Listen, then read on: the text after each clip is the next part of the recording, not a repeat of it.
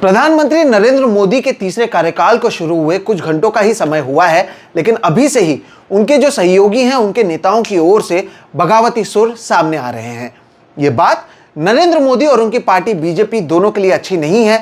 गोदी मीडिया भले ही आपको कहे कि नरेंद्र मोदी पहले की तरह ही ताकतवर हैं, पहले की तरह ही वो अपने कार्यकाल को चलाएंगे, तो वहीं सच्चाई ये है कि अभी से ही उनके जो सहयोगी हैं वो बोलने लगे हैं और इससे यह बात साफ है कि नरेंद्र मोदी के लिए आने वाले 5 साल बेहद ही परेशान करने वाले रहने वाले हैं।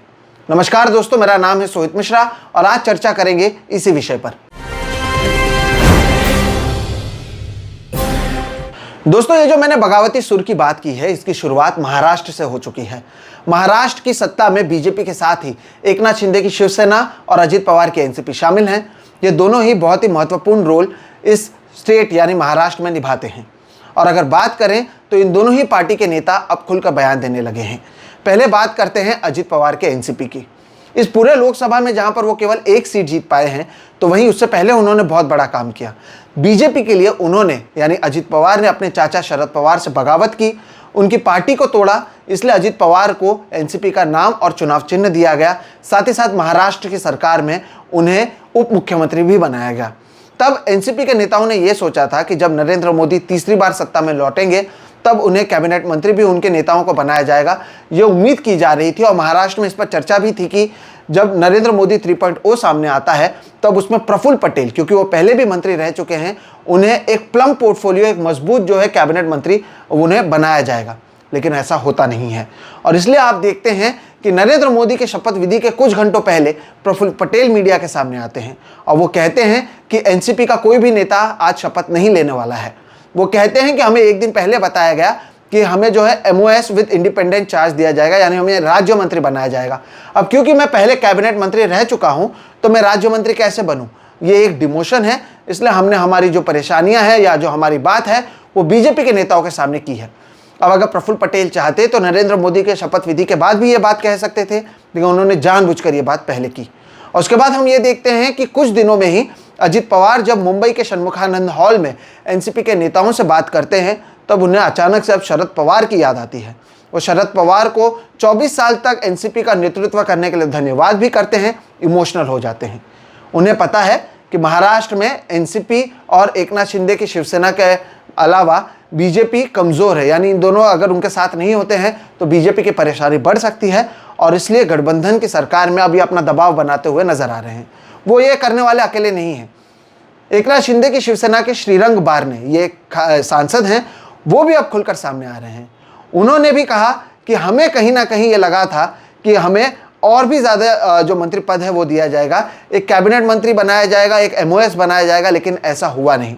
उन्होंने कहा कि कई ऐसी छोटी पार्टियां हैं जिनके लोगों को भी इस सरकार में हमसे ज़्यादा मंत्री पद दिया गया है, जबकि हम तीसरी सबसे बड़ी पार्टियां हैं। ये याद रखिएगा, ये बात ही आप कहने लगे हैं और अपनी ताकत दिखाने लगे हैं बीजेपी को।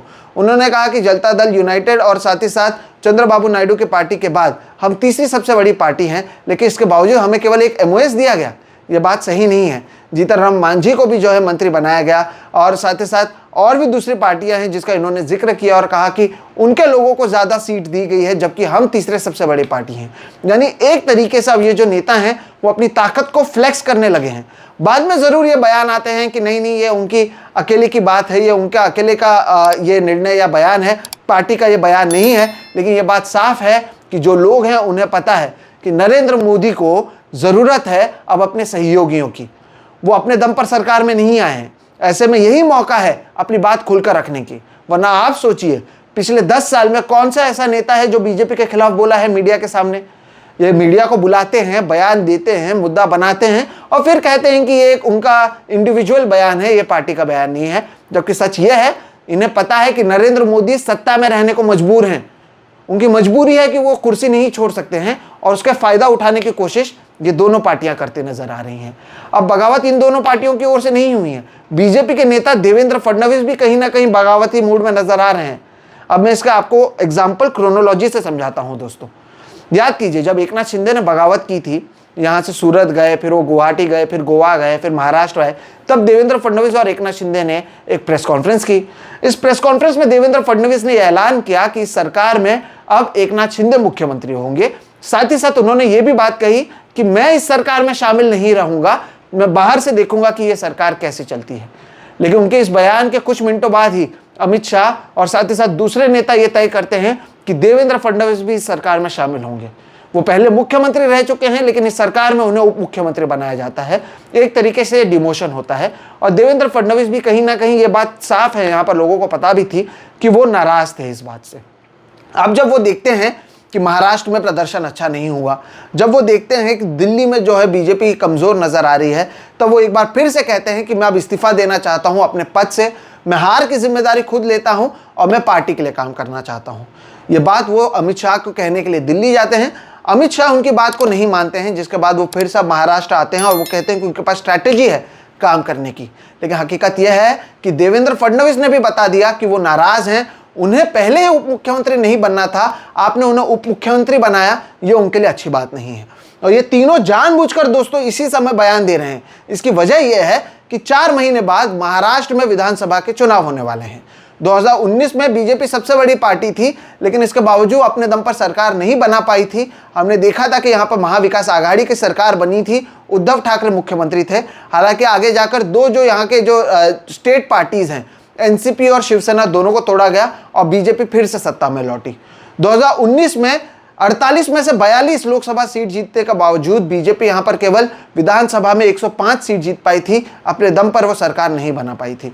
इस बार तो 17 सीटें ही ये तीनों पार्टियां मिलकर जीत रही हैं और ये बात बार बार विपक्ष के लोग और साथ ही साथ जो सत्ता में शामिल लोग हैं वो भी याद दिला रहे हैं। इसलिए जब श्रीरंग बरने कहते हैं कि उन्हें और ज़रूरत थी कि वो उनके पार्टी यानी शिवसेना एकनाथ शिंदे की पार्टी से और लोगों को कैबिनेट मंत्री बनाया जाए, तब वो ये भी याद दिलाते हैं कि एकनाथ शिंदे 15 सीटों पर लड़े और 7 सीट जीत पाए, जबकि भारतीय जनता पार्टी महाराष्ट्र में 28 सीटों पर लड़ी लेकिन 9 सीटों पर ही जीत पाई। इसका ऐलान जानबूझकर किया जा रहा है ताकि बताया जा सके कि हम कम सीटों पर लड़कर भी तुमसे ज़्यादा ताकतवर हैं।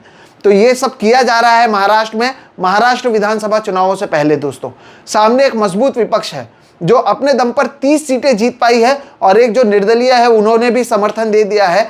तो 31 सीटों पर जो विपक्ष है वो मजबूत है और उनके पास उद्धव ठाकरे और शरद पवार जैसे चेहरे मौजूद हैं।